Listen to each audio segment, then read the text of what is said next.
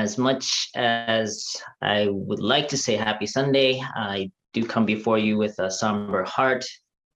We live in uncertain times, and the recent invasion of Ukraine by Russia is very worrisome. So let's take a moment to send our prayers for the safety and security of the people of Ukraine. So last week, we talked about the three freedom factors. Do you remember them? Let's quickly review. Number one, there's no freedom outside of the principle. Number two, there's no freedom without responsibility. And number three, there's no freedom without accomplishment. And I added a bonus, there's no freedom without joy. So if you want greater freedom in your life, practice principle, responsibility, accomplishment, and joy. So today, I wanted to share about the almightiness of God. We've been taught that God is all-powerful, all-knowing, and omnipresent or everywhere. But if that's true, why is there so much suffering in this world? Why would God allow for things like war to happen? Something doesn't quite make sense here. If God is good, and God knows everything, sees everything, and has all the power, why is there so much bad in this world? The lack of a good answer to this question, I believe, has turned so many away from believing in God. This same question can be applied to the very first conflict in human history. The question is, where was God during the human fall? Let's read. God, being omniscient and omnipotent, must have known about the deviant acts of the first human ancestors, which were leading to their fall, and was surely capable of preventing them from carrying them out. So omniscient means all-knowing, and omnipotent means all-powerful. Basically, if God knew and has the power, he could have prevented the fall. Let's continue. Why then did God not intervene to prevent the fall? This is one of the most important unsolved mysteries of the ages.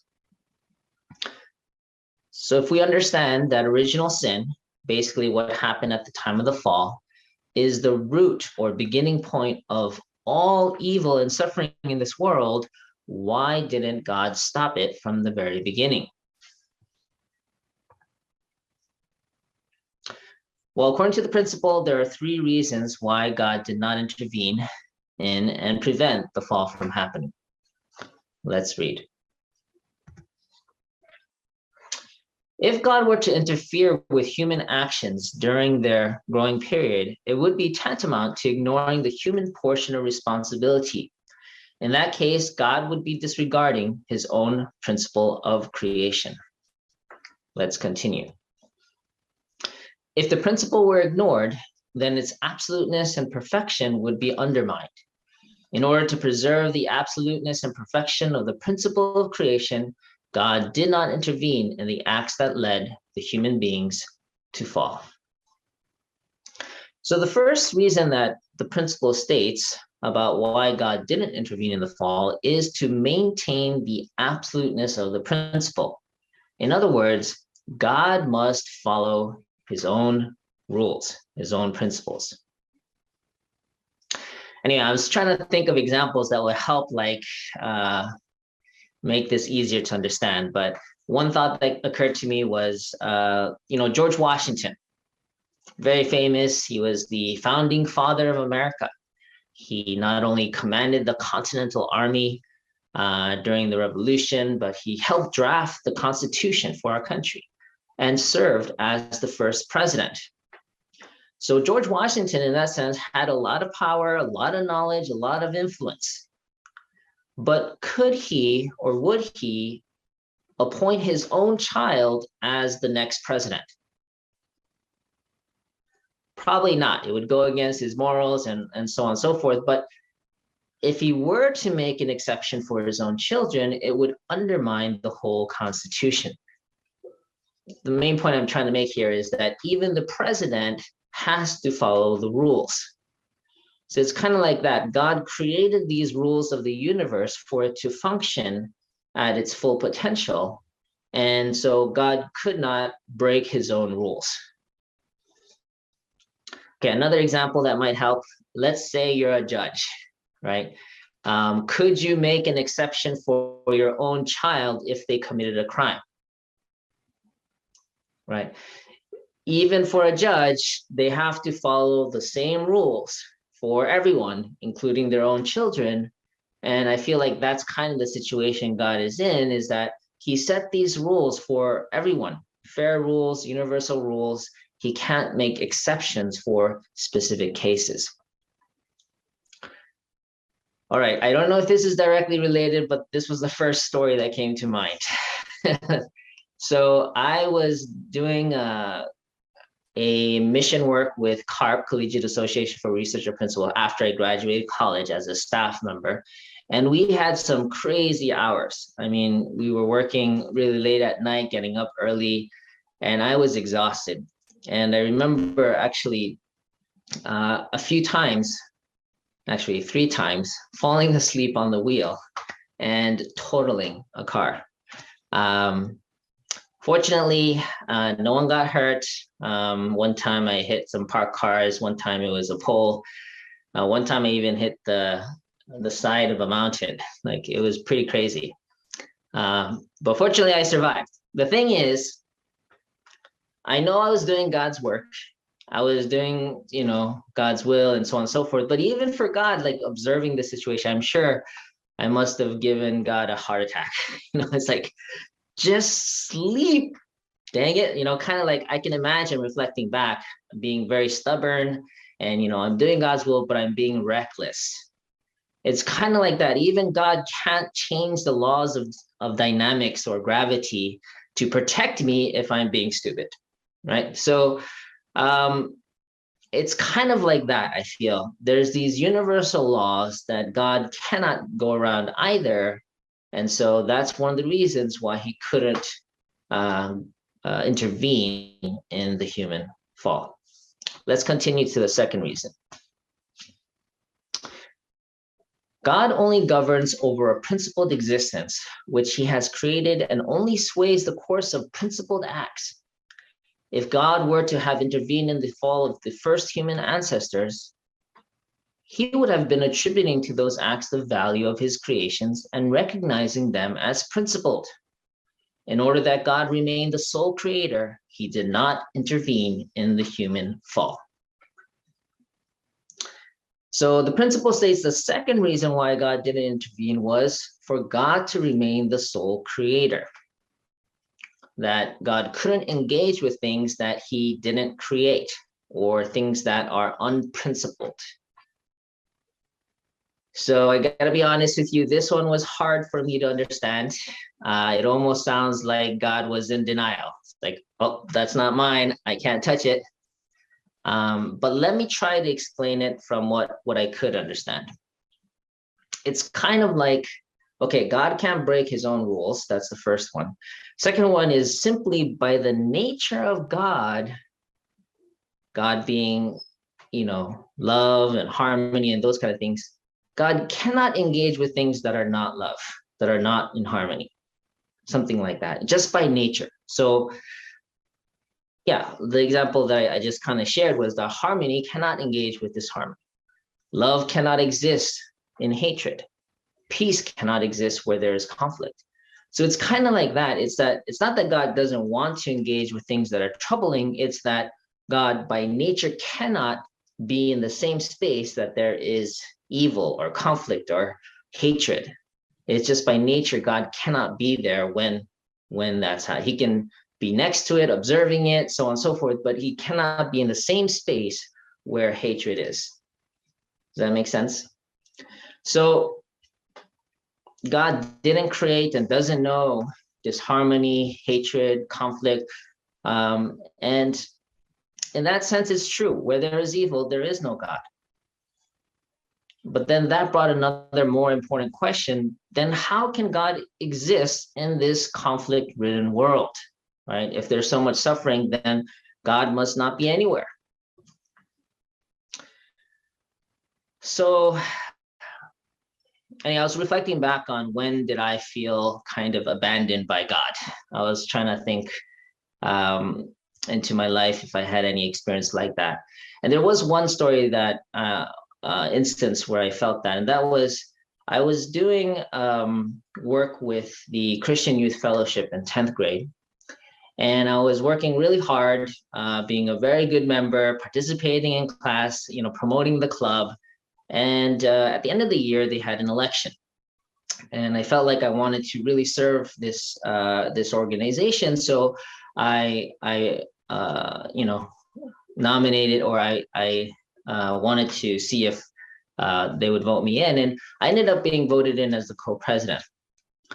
Later on, as I had opportunities to share, I did disclose, my the kind of the principle understanding of certain things, which were different than the traditional Christian understanding.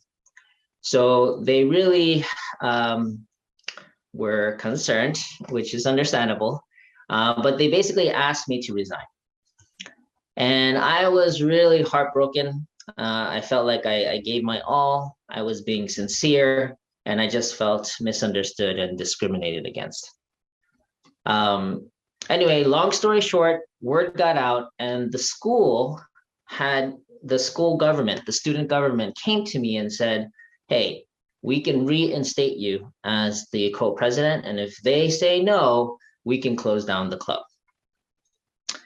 And it was a really sad situation. I felt like, and I asked, I prayed to God, asked, what should I do? And, I just felt God would not want this situation to close down the club. So I basically said, it's okay, I'm good. So I didn't press any charges or anything like that. And instead, I decided, anyway, it was tough. So the whole year I couldn't go to the club because of that heart, the pain in my heart. But I didn't want to leave and end the year that way. So in the last session, I decided to attend, and I basically publicly apologized for the situation, which caused, concern. And I remember this one, I was a junior at that time, this one sophomore, he turns around and he after I apologized, he kind of embraced me, but he embraced me with the words like, we forgive you. Oh, that was hard. I was holding back some tears and maybe a punch, but anyway, I took it, and then I asked God, why did God, put me through such a situation where I felt so hurt? And it was only many years later, reflecting on the situation, that I felt like God was giving me a taste of, what many have experienced: misunderstanding, persecution. Even Father and Mother Moon, or even Jesus Christ, went through so much persecution and misunderstanding. And I felt grateful to have even been trusted to experience a difficult experience. But I'm sure that God felt so, I don't know if proud is the right word, but just grateful that I chose forgiveness in that time instead of retaliation. And I felt like God was sorry that I had to go through that. But whenever we choose love over hate, peace over conflict, we allow God to be there. In essence, God is where you bring her. Let's continue to the third reason. In order to give them creatorship and make them worthy to govern all things, God has human beings perfect themselves by accomplishing their own portion of responsibility. It was in order to bless human beings as the lords of creation that God had to restrain himself from intervening in the acts of immature human beings, as he watched with trepidation their tragic fall. So the third reason that the principle states why God didn't intervene in the human fall was to allow human beings to become lords of creation. Basically, God wanted to give us the authority as co-creators by having us fulfill our portion of responsibility. This is something that God didn't give any other creation, this portion of responsibility, only humans. And he gave it to us so that if by fulfilling that, we can actually inherit the authority to rule over everything. So some quick examples that might help explain this concept is that, I can't take the SATs for my daughter, right? I can't take the driving license test for my son. I can't force my child to get blessed in marriage. These are all examples of their portion of responsibility, right? Now I can provide guidance, I can give, kind of direction, love, support, but certain things I can't do for my own children. So one last story related to this is that, when I, in our tradition early on, Father and Mother Moon had arranged many of the couples to get married. And for me, as an elder, kind of second generation, born into the movement, while Father and Mother Moon were still here, well, Father was still here. He's already passed in 2012.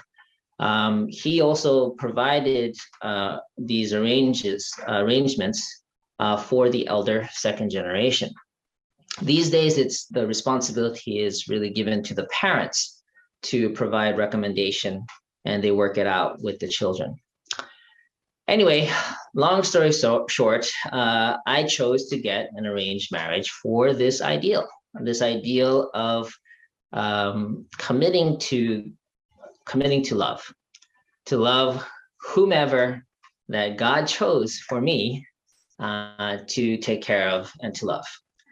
And I really believe that God chose my wife through Father and Mother Moon, and that God chose someone specifically that God wanted to love through me. In one sense, I feel like God entrusted me to care for her and to love her on his behalf. And the same with her. God chose her to take care of me, or maybe keep me humble. But the key point here is that we both said yes. People think it's a mindless thing. Oh, how could you ever have someone else recommend a person, a spouse for you? But the point is, we both chose to say yes. We put our faith, our trust, but also our commitment. And just by saying yes, it's not done, right? There's a whole process of after you say yes. So I feel like as long as we hold on to this understanding of being responsible for our choices, then we can really make it work. I know we still make God worry sometimes, but overall, I feel like God is proud of us. Anyway, conclusion. Well, the main point here is that God can't force us to fulfill our own portion of responsibility. It's our portion by definition. If God were to intervene and basically make us do everything the way God wants, then we would never mature and become the lords of creation. We would not earn the right of autonomy. So this last part is really key to understand God's situation. In the principle, it says, he watched with trepidation their tragic fall. My son is already 17 and he's going off to college later this year. So I'm already starting to worry, but I think every parent doesn't want to see their child suffering. But you can't shelter them forever, and you can't guarantee their happiness. All you can do is guide them the best you can and be there through all the ups and downs in life. So where is God in times of suffering? The answer, God is there beside us. This reminded me of a popular poem on a bookmark called Footprints. I remember selling metal etchings with this quote on it when I was on Special Task Force. It was a missionary training program. I love this poem. I think it really captures God's situation. So let's read. One night I dreamed a dream. As I was walking along the beach with my Lord, across the dark sky flashed scenes from my life. For each scene, I noticed two sets of footprints in the sand, one belonging to me and one to my Lord. After the last scene of my life flashed before me, I looked back at the footprints in the sand. I noticed that at many times along the path of my life, especially at the very lowest and saddest times, there was only one set of footprints. This really troubled me, so I asked the Lord about it. Lord, you said once I decided to follow you, you'd walk with me all the way. But I noticed that during the saddest and most troublesome times of my life, there was only one set of footprints. I don't understand why, when I needed you the most, you would leave me.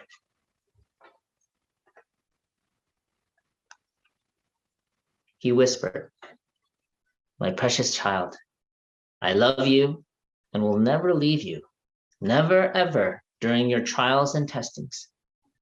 When you saw only one set of footprints, it was then that I carried you.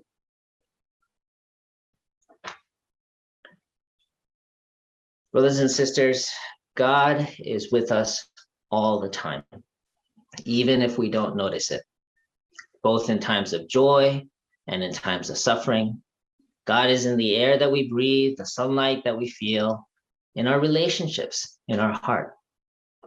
Wherever there is love, wherever there is harmony, wherever there's peace, wherever there is hope, God is there. But the thing is, it's up to us to choose love where there is hate, to choose harmony over chaos, peace during discord, hope during despair. God is in each of our hearts, and God needs us to invite her there. And that's how we can allow God to be with us and help God be there for others.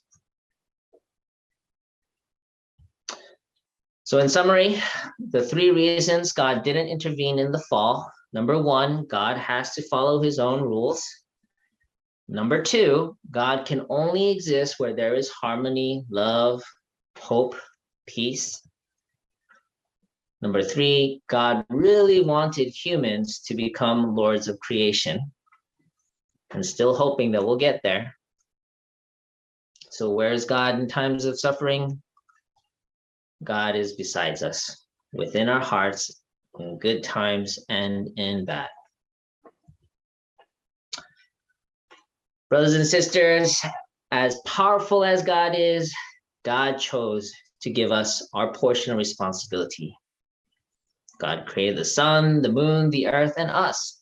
And he chose to give us the freedom to choose because God wanted us to be just as powerful and amazing as God is. So all the joys and pains in life is not predetermined for us. It's up to us to choose how we want to experience life. When we don't feel God's love, many times it's because we choose to push God away. So in times of pain, conflict, or despair, let's remember to ask God to be present. And in that way, bring healing, peace, and hope. May God bless you and your family this week. Thank you very much.